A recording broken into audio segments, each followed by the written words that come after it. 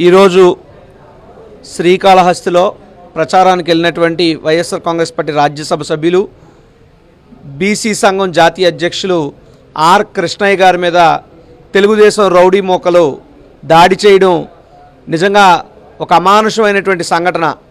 ఆంధ్రప్రదేశ్ రాష్ట్రంలో రానున్నటువంటి ఎన్నికల్లో వైఎస్ఆర్ కాంగ్రెస్ పార్టీ అధికారంలోకి రాబోతుంది అనేటువంటి ఒక నిజాన్ని జీర్ణించుకోలేనటువంటి ఈ పచ్చ మూక అంతా కూడా ఫ్రస్ట్రేషన్తో రగిలిపోయి చంద్రబాబు నాయుడు ఆదేశానుసారం ఈ రాష్ట్రంలో ఉన్నటువంటి ప్రజల మీద, మరీ ముఖ్యంగా బీసీల మీద, మహిళల మీద, అందరి మీద కూడా దాడులు చేస్తూ ఉన్నారు. భౌతిక దాడులు దిగుతూ ఒక భయంకరమైనటువంటి వాతావరణాన్ని సృష్టించే ప్రయత్నం చేస్తున్నారు. నిన్న కాక మొన్న చూస్తే సాక్షాత్తు రాష్ట్ర హోంమంత్రి గారి మీద దాడి, అంతకుముందు సాక్షాత్తు రాష్ట్ర ముఖ్యమంత్రి గారి మీద దాడి, ఈరోజు చూస్తే ఒక బీసీ సంఘం జాతీయ అధ్యక్షుడి మీద దాడి. ఏంటి దుర్మార్గం అని నేను అడుగుతున్నా. అంటే చంద్రబాబు నాయుడు అనే వ్యక్తికి బీసీలు అంటే ఇష్టం ఉండదని, బీసీలు అనేవాళ్ళు జడ్జిలుగా ఉండడానికి పనికిరారని, బీసీలు అనేవాళ్ళు చదువుకోవడానికి అనర్హులని అనేక సందర్భాల్లో చంద్రబాబు మాట్లాడిన మాటలు మనకు గుర్తే ఉన్నాయి.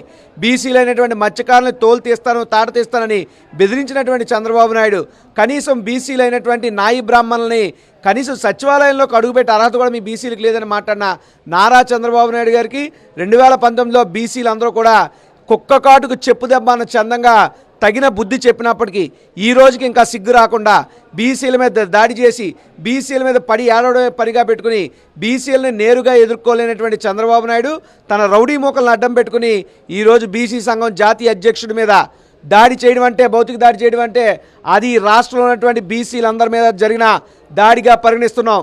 ఒక బీసీగా, బీసీ జాతీయ సంఘం యువజన ఉపాధ్యక్షుడిగా నేను జరిగినటువంటి దాడిని తీవ్రంగా ఖండిస్తున్నాను.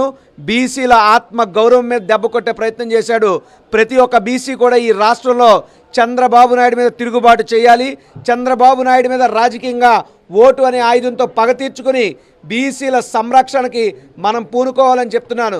బీసీల మీద దాడి చేసేటువంటి దిక్కుమాల చంద్రబాబు నాయుడు నేను బీసీల సంరక్షణ కోసం ప్రత్యేక చట్టాన్ని తెస్తానని చెప్పి మేనిఫెస్టోలో పెట్టాడు. కానీ నిజానికి మాత్రం బీసీల మీద భౌతిక దాడులు చేస్తూ ప్రాణాలను హరిస్తున్నాడు. అంటే చంద్రబాబు నాయుడు చెప్పేది ఒకటి, చేసేది మరొకటి అని చెప్పడానికి ఇంతకన్నా వేరే ఉదాహరణ అక్కర్లేదు. కాబట్టి ఈ రాష్ట్రంలో బీసీలందరూ చంద్రబాబు నాయుడికి తగిన బుద్ధి చెప్పాలి అని చెప్పి నేను డిమాండ్ చేస్తున్నా.